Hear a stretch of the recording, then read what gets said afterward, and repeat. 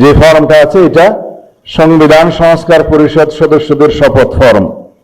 আমরা কেউ সংবিধান সংস্কার পরিষদের সদস্য হিসেবে নির্বাচিত হইনি এবং সংবিধানে এটা এখনো ধারণ করা হয়নি। গণভোটের রায় অনুযায়ী সংবিধান সংস্কার পরিষদ গঠিত হলে সেটা সংবিধানে আগে ধারণ করতে হবে এবং সংবিধান সংস্কার পরিষদের সদস্যকে কে শপথ নেওয়াবেন সেটা বিধান করতে হবে এবং কোন এরকম ফর্ম এটা সংবিধানে নেই।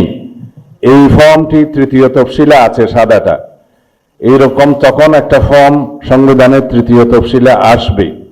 সেগুলো সাংবিধানিকভাবে জাতীয় সংসদে গৃহীত হওয়ার পরে তখন জাতীয় সংবিধান সংস্কার পরিষদের সদস্যদের শপথ নেয়ার বিধান করা যাবে।